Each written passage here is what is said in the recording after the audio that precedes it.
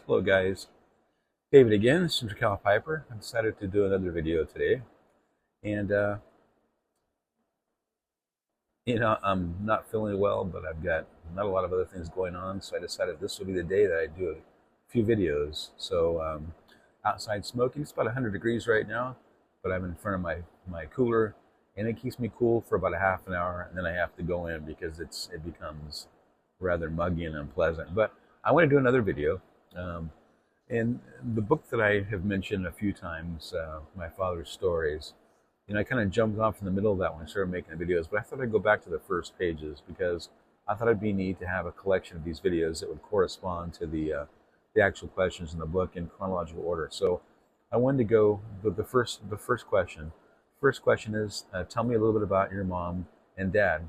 So um, let me double check on that. I'd hate to answer the whole video on the wrong question.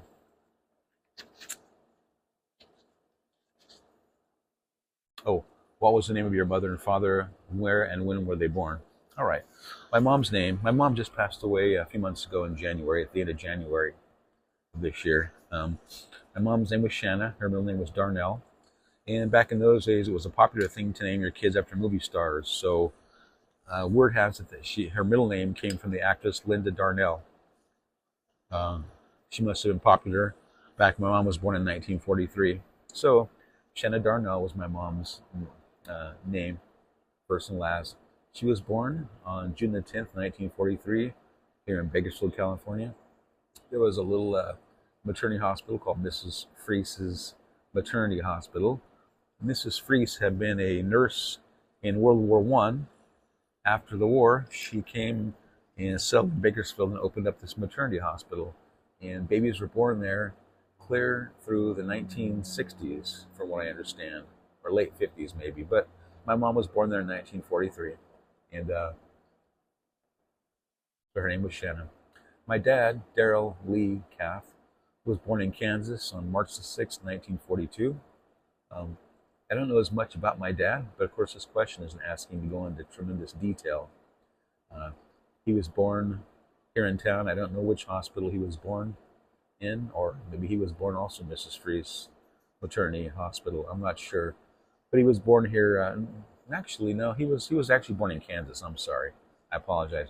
He was born in Kansas in 1942, and then they moved here shortly after he'd been born. Then they moved back to Kansas, and then back to Bakersfield.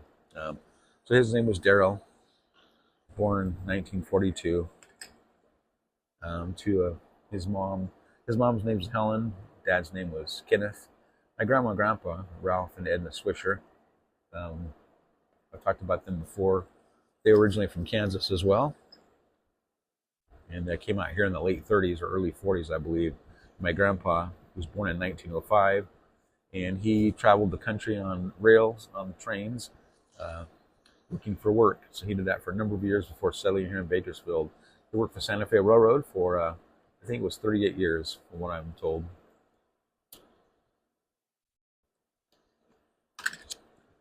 And I've always heard that my grandpa never called in sick one time. So I don't know if that's a myth, but knowing him, he probably didn't ever call in sick.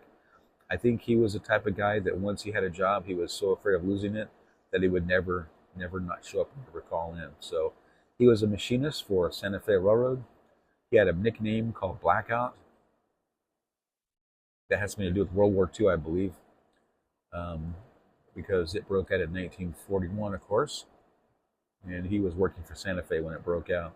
He wasn't drafted because he was in an essential, what do they call those? Like an essential position where helped the war effort, so he was ineligible for the draft. I was always told that my grandpa was too old, too young for World War One, and too old for World War Two.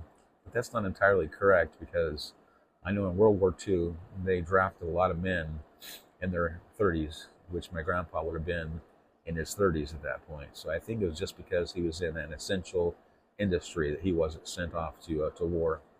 But that's a little bit of my grandma and grandpa, and my mom and dad. My mom, of course, passed away. My dad is still alive, as you recall. I went up to see him about a month or so ago in Roseville and got the little red pickup, which I still haven't done a video on. But he's 83 now, so he's getting up there.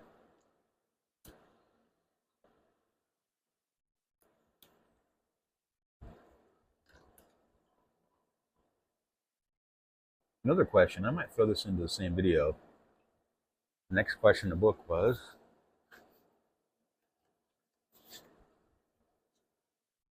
describe your mom, my grandmother. Did she have any funny habits? And I've written, I mentioned yesterday that I wasn't sure how I would write these, and I tried cursive printing, and there was a point when I used to type stories out and adjust the font and print and paste them in the book. So that's what I did with this one. But my mom, funny habits. I can't recall any particular funny habits, but I can tell you what she was like and what she enjoyed. She enjoyed a good UFO story. She loved to think that Bigfoot was real and that UFOs were real. She loved watching scary movies, the old type. Well, actually, towards later years, she watched some of the newer ones, but her favorite were the old scary movies. She would sit up on Friday nights. She'd always make popcorn, and she'd eat her popcorn and watch these scary movies. And I was allowed to stay up with her, so I got to watch a lot of old movies with her when I was a boy, late Friday nights, which is probably why I've always had an affinity for old movies. Um, Other habits that my mom had. My mom started smoking when she was in her 30s. I don't know why. She always told me it was her form of rebellion. She was always a very compliant child, adult, and when she was in her 30s, she decided to go off the rails and start smoking cigarettes. So now, I'd grown up in a time when cigarette smoking was, really thought of to be unchristian. So when I found out, I've been raised my entire life, with cigarettes and any alcohol consumption being sins in playing cards and pool and all that. So when I found out that she was smoking cigarettes, I remember having a hard time with that when I was a kid. Probably because I felt deceived. I happened to find them in her purse one time when I was looking for something else. My mom was always embarrassed of that. She'd never let me see her smoke. Um, she'd always take her cigarette, I guess, outside, but I never saw her smoke.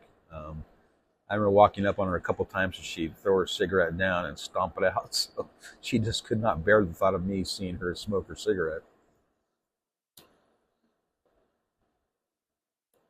And my other siblings, they talked about her smoking her cigarettes when she was doing yard work out there on her hands and knees with a cigarette in her mouth, which I find funny because, again, I never really saw her smoke.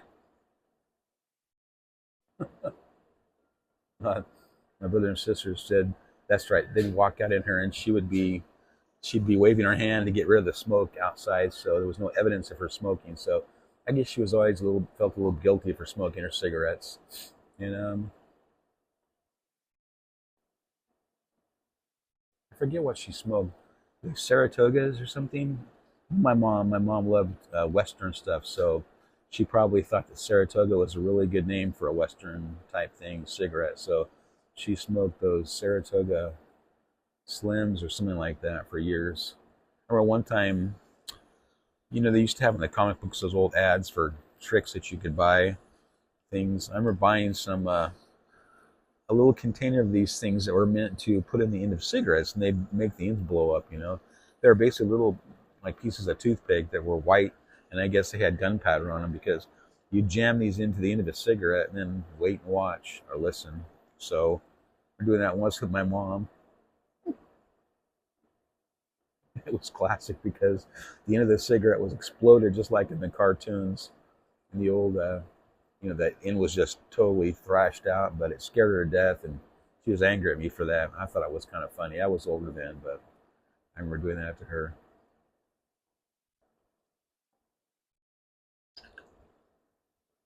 I guess my dad smoked too for a while. I didn't grow up with him, so but he mentioned that to me.